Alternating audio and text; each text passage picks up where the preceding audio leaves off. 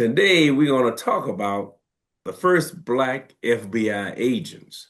I know Black people get a little tight in the jaws when they hear about law enforcement, but African Americans have been involved in law enforcement ever since this country been here, basically, whether you believe it, know it, or not. And we'll start by just saying the FBI started out called the Bureau of Investigation. It was just the Bureau of Investigation. And it started in 1908. So that means the FBI, they changed their name in the 20s, maybe the 30s, to the Federal Bureau of Investigation. They just added the word federal, and that made it the Federal Bureau of Investigation. However, the FBI is 117 years old. And African Americans have been in the FBI for 107 years. So that should tell you right there. Now that doesn't mean that these black men were the leaders and they had the most prestigious field agent jobs, but they were there. The first FBI agent was named James Wormley Jones. And he became the very first African American FBI agent in 1919. Now, that's a long time ago. That's well over 100 years ago. James Wormley Jones was born in September 1884 at Fort Monroe, Virginia. He was the first African American to serve as a special agent in the Bureau of Investigation, which eventually became the FBI. Before joining the Bureau, Jones had a distinguished career as a police officer in Washington, D.C., and he served as a captain in the U.S. Army during World War I, commanding Company F of the 368th Infantry Regiment in France.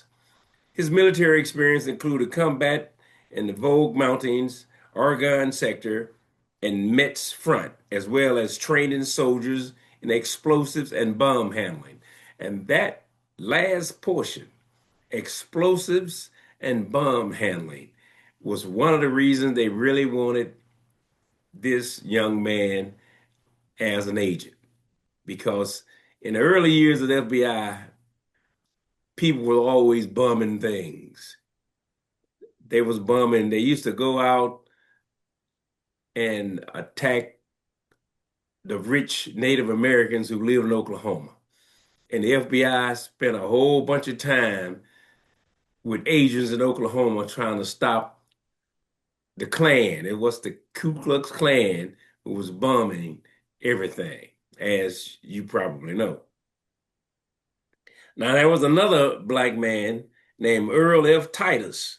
After working as an Indianapolis police officer, he joined the Bureau on January 9, 1922. His assignments included undercover work in the investigation of Marcus Garvey. We know who Marcus Garvey was. I just tell you, he is a black nationalist who was convinced of mail fraud, who was convicted of mail fraud in 1923. Titus retired in June of 1924 at the age of 56. Now, I know many of you may think, well, why would a black agent be investigating a black historical figure like Marcus Garvey? Well, the FBI agents work for the federal government of the United States. And Marcus Garvey was convicted of lots of things. Marcus Garvey had some shady past, as well as his Go Back to Africa campaign. He had some shady things he was doing. He was actually, I tell you one thing he was doing that a lot of black people like to omit. He had this ship that couldn't sail no place because it was too rickety and it was too raggedy. If you had filled that ship up with people, it would have sank as soon as it went out to sea. But he was selling tickets to go back to Africa. and people were buying those tickets. And this black agent, Earl F. Titus, did his investigation, and he found out Marcus Garvey was fraudulently selling tickets. He sold tickets through mail fraud. He was getting money through mail and all that sort of thing. So he had some problems. Matter of fact, they ended up deporting him because he wasn't a citizen. He was from the Caribbean, and they ended up deporting him back. And I know that's, it sounds like, well, why would a black agent do that? Well, because the black agent was doing his job. That's why he was doing it. That was his job. His job wasn't to be right on for the brothers. His job was to weed out criminal elements in America, whether they're black or white, and that's what he did. Another early agent, was Arthur Lowell Brent. He became a special agent on August 1st, 1923, after serving 2 years as a special employee, sort of an assistant investigator in the Department of Justice. He was assigned to the Washington field office where he worked on the Garvey case, back to Garvey again, and other investigations. And he left the Bureau in 1924. He didn't stay very long because guys, you have to realize even though we had these black people in these positions, we were still in Jim Crow racist America. And so jobs was hard and the task was hard, and the white supervisors that you had to work on they didn't make it easy for you. You had to do your job, but you had to deal with a lot of stress. Another one, Thomas Leon Jefferson. He was an experienced investigator who had worked for a detective agency in Chicago from about 1904 to 1921. He entered the Bureau as an agent on September 22nd, 1922. Jefferson participated in many investigations working on the Garvey case, Garvey, on car thefts and prostitution, human trafficking matters. Now, I'll stop there for a minute. The reason it seems like the Garvey keeps coming up is because these black agents were sent out in the black community looking for federal lawbreakers. They didn't give them the white community. They had white agents for that because a black agent in a white community stands out. So you can't go in those communities in the 1920s and 1910 and 1919 and do much. But in a black community, you can be undercover, you can get close to these people, you can find out exactly what's going on. And quiet as it's kept, we did have some black criminals in those days, just like we do now. And so they needed black FBI agents to help infiltrate these organizations. Okay, I get back. This brother Arthur Lowell Brent, he left the Bureau in 1924 as well. Well, I just told you that one. Now, Thomas Leon Jefferson, he was commended in 1924 by Acting Director Hoover for his work on the bankruptcy investigation. And Jefferson retired in January of 1930. Now, we can talk about Herbert Hoover before I could continue. Herbert Hoover, when he became the first director of the FBI, he tried his best to stymie the promotions of black agents. Now, he didn't stop hiring black agents.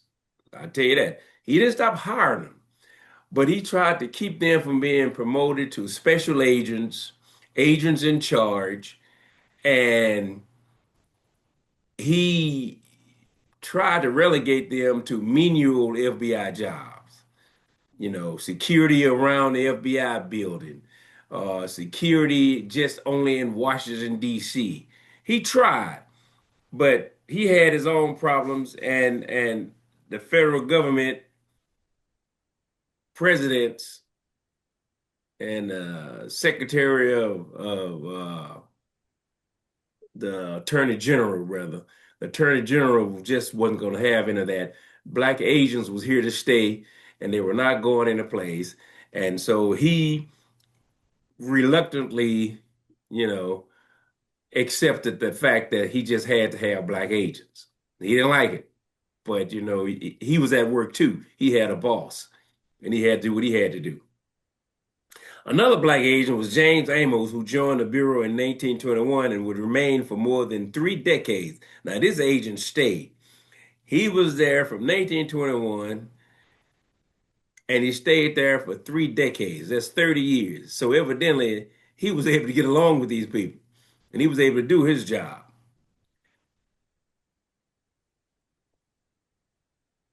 In 1962, the first, well, I just say it like this. In 1962, Aubrey Lewis and James Burrow became the first African American agents accepted to the FBI Academy. That was one thing that Hoover tried to do. He would hire black agents, but he wouldn't let them go to the FBI Academy in Langley, Virginia.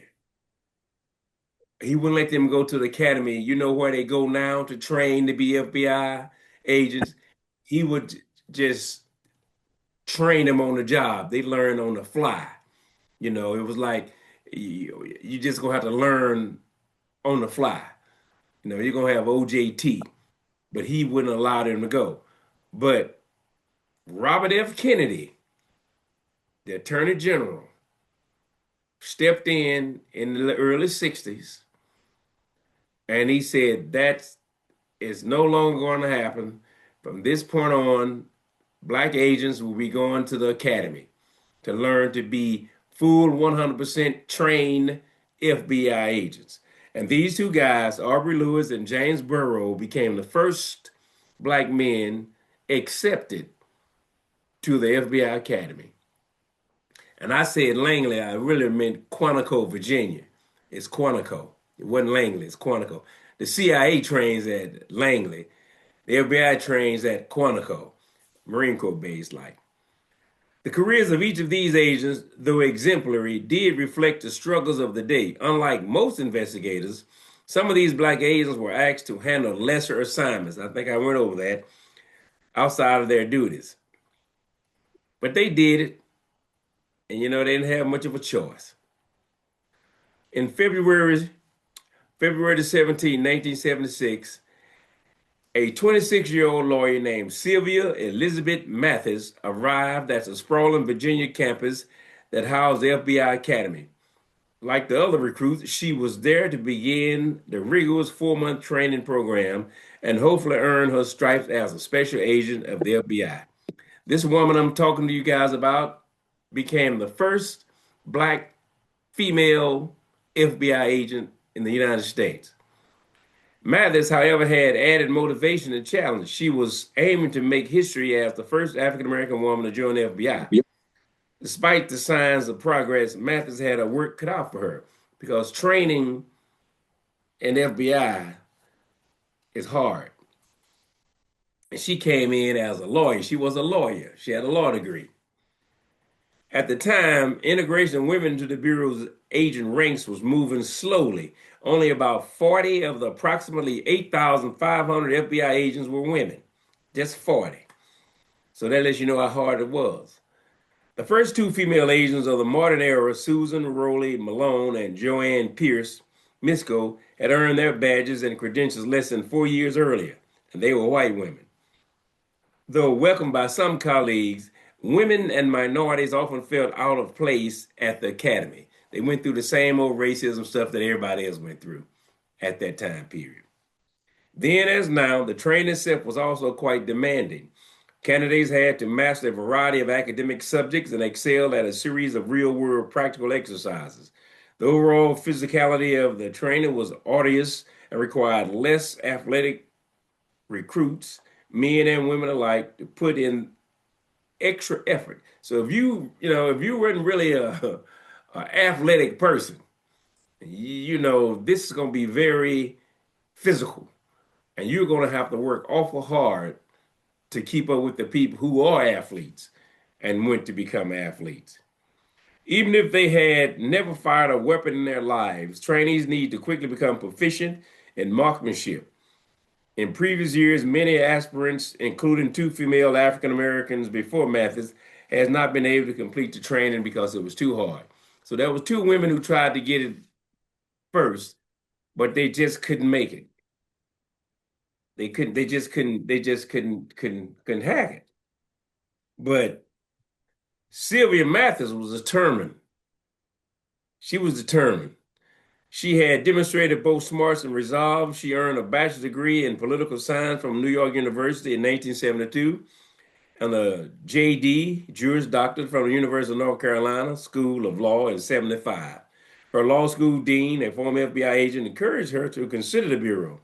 Given her interest in both the protection and enforcement of civil rights, she felt it was a good fit. She applied and she was accepted right away. But as training progressed, Mathis showed adaptability and dedication.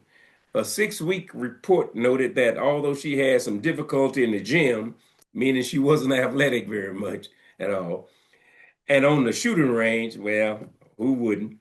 She was working hard.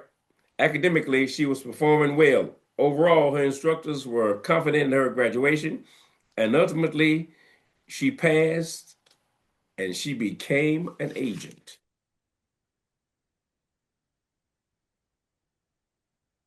On June 2nd, 1976, FBI Director Clarence Kelly presented Special Agent Sylvia Mathis with her badge and credentials. Badge number was 2658. She was issued a leather attaché case, an adorned purse, and a Smith & Wesson revolver with a snub-nosed barrel, short enough to fit inside her purse. Following graduation, Mathis was sent to New York field office and assigned to its organized crime squad, while she helped investigate illegal gambling and extortion cases. She worked a variety of other matters, including handling short-term undercover duties and interviewing survivors of the 1978 massacre in Jonestown, Guyana. Y'all remember that? Y'all remember that sick Jim Jones? So she was on that case. In 79, Mathis left the FBI and went to work as an attorney in New York City for a few years before moving to Jacksonville, Florida to be with her family. She was later named the director of the City of Downtown Medical Services Council, which provides emergency assistance to those in need. Tragically, Mathis was killed in a car accident in October of 1983. But she helped pave the way for future African American women leaders and women like Johnny Gibson Bright, Cassandra Chandler, Mae Harrison, who dedicated themselves to protect the nation. These are Black women who became FBI agents, blazing a trail. Now, like I said before, J. Edgar Hoover, we'll jump on him for a minute. J. Edgar Hoover did not completely stop hiring Black men, but he actively resisted integrating the FBI's professional ranks for decades. While he explicitly banned women from becoming agents, his policy toward Black men relied on systemic exclusion rather than an outright ban. He did not permit Black men to become fully qualified, college-educated special agents until forced to do so by the federal government in the 1960s. I went over that. That was when Robert F. Kennedy, as Attorney General, forced him. To be honest with you, Robert F. Kennedy and J. Edgar Hoover had fights all the time because he just didn't want to do things the way that he was supposed to. And Robert F. Kennedy was his boss, being that he was the Attorney General. So therefore, regardless, because my brother's the president, I'm your boss and you're going to do what I tell you. They tried everything they could. Robert F. Kennedy put the pressure on. The integration only occurred when Attorney General Robert F. Kennedy and the Department of Justice pressured Hoover to diversify the ranks. And he didn't have any choice. He had to diversify the ranks, and that was when those first two Black men went to the academy after Robert F. Kennedy put that pressure on him and told him, you can't keep these people out. You can't keep them out. These black men and women were trailblazers. They started something that even today still goes on. Black men and women joined the FBI at slower ranks than their white counterparts, because, like I said, that's not a job that a lot of black run toward. But there are 700 black FBI agents today. But that's still small compared to its 13,000 FBI agents in America. But there's 700 black ones, and it could be more. They're not facing a lot of discrimination anymore. It's just hard convincing young black men and women who graduate from college these days to go join the FBI and serve their country, because in their minds they look at the FBI as fancy policemen. And a lot of them don't want to be policemen, and a lot of them think they're being sellouts if they become an FBI agent. But the FBI agent is a good job. You very rarely hear of FBI agents being hurt or killed on the job. It happens, but it's very rare. And we are about to celebrate this 250-year anniversary of America, and over 100 of those years, black men have been in the FBI. And I didn't know that until I started doing this research. I knew black men was in the FBI in the 1960s. I thought maybe that they started joining the FBI in the 1950s, but I was wrong. They started joining the FBI before even my mother was born. And my mom was born, well, not before, around the same time, 1915. The first one was 1919. So they had been in the FBI a long time, serving this country, catching the bad guys, catching the criminals, the organized criminals, and there's a need for it. All of our law enforcement agencies that are federal should reflect the people who live in this country, especially uh, black people, because black people are the true American minority in America. We're the very first minority in America. And we are the ones who have helped build this country and make it what it is today, regardless of if some of us don't want to admit it. And they just had, a couple of years ago, they had 100-year anniversary of black agents in, they had all these retired agents come together, and they had I guess like a celebration of 100 years of black men and women being in the FBI. And that was something great, because some of these old guys came and they told some of their stories about how things used to be for them in the FBI. One guy told a story of how he became, he was the FBI agent, now mind you, he was the FBI agent, and all they gave him was to be the chauffeur to J. Edgar Hoover. He was, but that's what he was doing. He was a chauffeur. He was the FBI agent. You know, he carried a gun, and if you tried to jump J. Edgar Hoover, then he could jump out the car and do whatever. But he was his security. But he said all he really did was just be his chauffeur and drive him around. And that stuff had to change, and it did. I mean, we don't have to go too deep into it. And just we all know that every job that black men and women got, every profession where there was the first black person to do it, it was not easy. It was hard, because you had to deal with an organization that for years had no black people in it, first off, because they didn't want to treat you as an equal. And then when they did allow you to join those organizations, then you had all this animosity with these people who just didn't want to be around black people at all. So therefore, they made it as hard as possible, and regardless of if it was FBI agents, senators, congressmen, whatever the job was, they made it hard for you. But things began to change in the 1960s. And, to all of us who were born before the 1960s, the 1960s don't really seem that far away. But really, it was a good, it was, it's been 60 years or so since the 1960s. And that is a long time. But it doesn't seem that way, but it is. Are there any questions of anything we covered here? No, it was all good, brother. I appreciate the time. Some history I didn't know. Yeah. Oh, yeah. It's a lot of history that we have a lot of history in this country that's not told because it takes people. I hate to say it like this. I don't want to be patting myself on the back, but people like me need to come up and when you know that type of history, you need to come out and you need to share it with your people so they can know that we are truly Americans. We're not some Johnny come latelys to this country. We've been here a long time. And Right.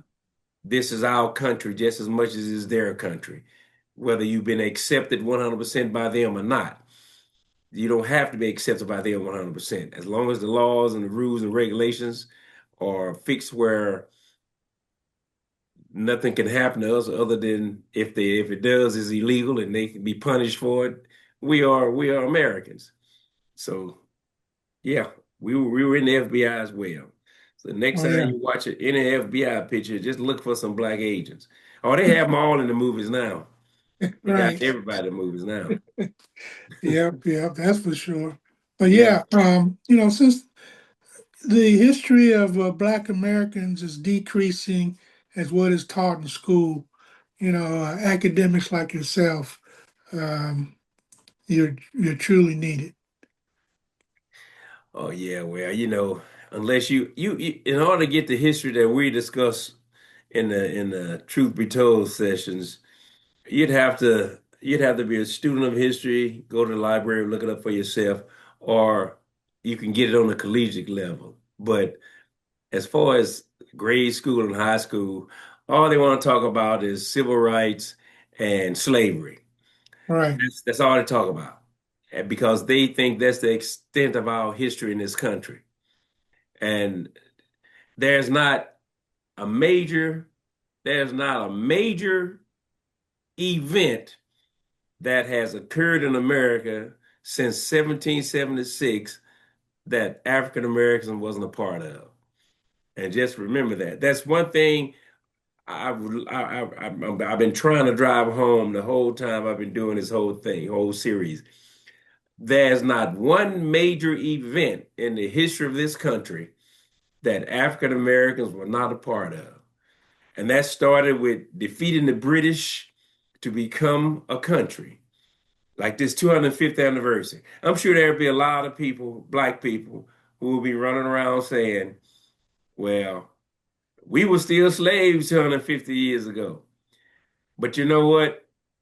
There were 350,000 black people in 1776 who were not slaves. Mm, They was free men and women. They wore the uniforms with George Washington.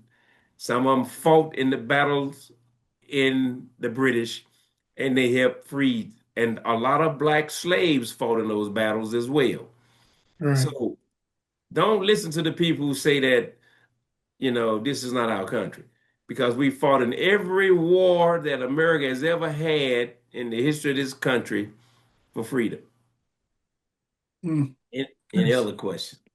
Elder Robinson, I have two questions. The first one is when they start doing background checks on the recruits or whatever you want to call them, a lot of our people are not accepted because of their families and their backgrounds. And, we got Jody over here doing this, and you got so and so over here doing that. And that weeds out a lot of people because they want you to be squeaky clean from the family on down. Am I right or wrong on that one?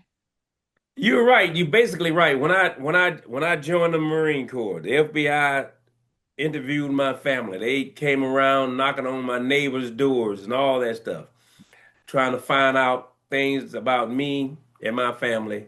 And I was one of those squeaky clean people you're talking about. Yep. And even to just join the military, if you have questionable background, you're not going to get in. And that's the same with the FBI. And the reason they do this now is because FBI agents, military personnel have to be able to be qualified for security clearances. Hmm. You never know what job they're going to give you. So you need to be able to have a high security clearance. And Right. if you've been hanging out with the Black Liberation Army, or if you are some kin to bank robbers, and you done robbed the gas station a couple times, and you've been arrested but let go, and all they're not going you're not going to make it. Right. But you're right. The other question I have is, and this it may be off the wall, but when they just had this attempt at the banquet, why would they try to hide Vance and not hide Trump when they were covering when they were the security jumped on them? They got Vance out of there before they got Trump. What would be the cause that they don't like Trump, or if is it a protocol for them to take the one that would possibly be come Well, next? I saw them take Vance and Rubio, and I don't think the camera showed what they did with Trump. Okay. I don't think they did, but no, actually they try to hide. They try to, and that's a different unit. That's the Secret Service. That's not the Okay. FBI. Gotcha. That's a totally different unit. The FBI doesn't have anything to do with the security of the president. Okay, thank you. And one other thing, I think Nellie and I, we have one cousin that's an FBI agent, and he's been an agent for quite a while. Don't know how many years, but I know ever since my kids were born 17 or 18 years ago, he was an FBI agent, and I think his sister is was I don't know if she was trying to or whatever, but now she went to the police thing instead of the FBI. That's all. Thank you. Oh, you're welcome. And that's good that he's the agent. Anybody else? Elder Robertson. I apologize. I came in late. But I did catch you giving information about law enforcement and that you're saying there's not much discrimination. Is that correct? No, no, I didn't say there wasn't much Oh, discrimination. okay. Okay. I just wanted to make No, sure. I didn't say that. I said that the discrimination don't stop you from getting in now like it used to. Got it. Okay. You Okay. just Yes, I was there's still some discrimination. It just depends on your background. got it. And Yeah. that makes sense, yeah, because they try to find something like you were saying. So because I was gonna say a friend of mine, he's not with the FBI, but he was with the U.S. Marshal, and he sued every U.S. Attorney General since 1999 for discrimination. His own personal suit, as well as he's been um, fighting a group suits against the U.S. government since Yeah. that time, which they've really try to come heavily against him, but, I can connect you with him if you like. You can get his historical information. Yeah, I know when I first came home from the military, I tried to join the U.S. Marshals myself. And I applied, but I never got an interview. I never got a call. I never got yes or no. I never just got nothing. It's just like my application was thrown in the trash. And it probably was. Because see, that was in the 70s. And so, a lot of discrimination occurred to us in the 70s that we didn't even know we was being discriminated against. Mhm. They used to call it file your application with the secretary, and the secretary was the trash can. You fill out the application, you give it to them, and it was thrown in the trash. And I was supposed to get extra points because I had been a Marine. Mhm. But still, when they, they still look at your whole Marine Corps career. And I wasn't a choir boy in the Marine Corps. So, they kept records of whatever I did wrong or right. And I just took it up that they didn't want me, so I just left it alone, and went looking for jobs elsewhere. So yes, there still is discrimination. There was still some discrimination. There even discrimination now. But if you now you have to have college education for these jobs, and you have to have a clean police record. And if they find you qualified by their qualifications, then you may get the job. But they also like to fill slots that are open. If they don't have any open slots, then you may not get the job. Right. Okay. Thank you. You're welcome. One thing you said about the marksmanship, they have to be able to shoot at a certain level, I guess. And do you think it's more difficult for the men or the women to pass that? Reason why maybe they didn't let some of the women in before because they didn't have good marksmanship. I know the Marines, they learn how to shoot before You they learn do how to shoot in you learn military. how to shoot in every branch of the military, but you're right. The Marines and the Army, you get very proficient at shooting. Marine Yeah. Corps, you get more proficient at shooting than any place else in the military. Right. And our training for shooting, that was one of the things that the recruiting officer was telling me when I was trying to be a U.S. Marshal. Y'all, well, you wouldn't have to learn how to do that because you know how to do this. You wouldn't know how to do that because you know how to do this. And he was talking about all that physical training and all that shooting and all that running and all that junk had done, but still I didn't get the job. But you are right. The women probably had a hard time because, especially back in the 60s and 70s, most women wasn't out there shooting anything. And in the military back in that day, most women were not in any combat units where they would have to learn how to shoot. That women in combat stuff is relatively new, so and unless she was raised in the country and an old man taught her how to shoot, she really didn't know how to shoot. And shooting a gun is not as easy as you think. It looks easy to just pull the trigger. Yeah, well, when you aim at a target and you got to hit the target in a certain spot to get a certain score, that is what's hard. You can't just shoot all over the place. You got to hit and try to hit in the scoring area of the target. And that makes your score. And then if you pass, you pass. And yeah, you do that. That would keep you from becoming a agent because if you can't shoot well, they just can't. I can't make you an agent if you can't do anything but throw rocks. You got to be able to shoot. Who was the lady that just spoke and talked about the U.S. Marshals? Think It's Angela. Angela. Oh, okay. Yeah. Okay. Okay, I'll talk to you later. Okay, I just didn't Okay. recognize your voice. Oh, no problem. It's been a minute since I've been on. I'm glad I'm able to get on tonight. Oh, definitely. Yeah.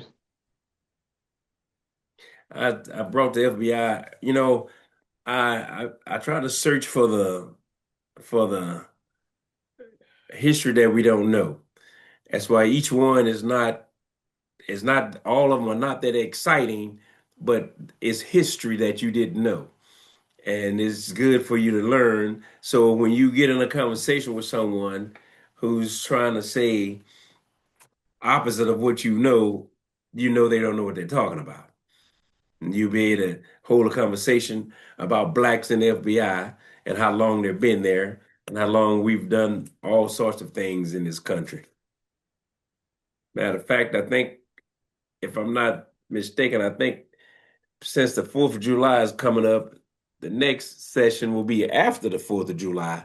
But I think I'm going to talk about some of the black men who actually fought in the Revolutionary War to help gain freedom from the British.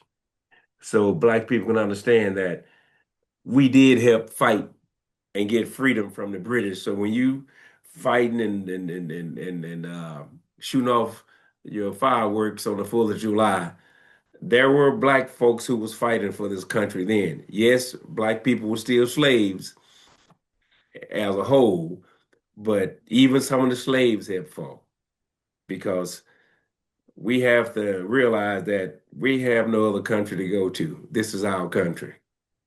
Nobody is going to let you live in their country. If all 50 million of us decide to go somewhere, they don't want you. If there is no more questions, I guess we can close this one out. Is the video recording available on a website or on the? It's not at this time, but after it is being recorded, and we'll make sure Mhm. that we send it over to be posted to the website. Okay, so it does go on the website. Mhm. Okay, so Elder Robinson, do you think we should celebrate the 4th since we did fight for it as well? Yes, we should.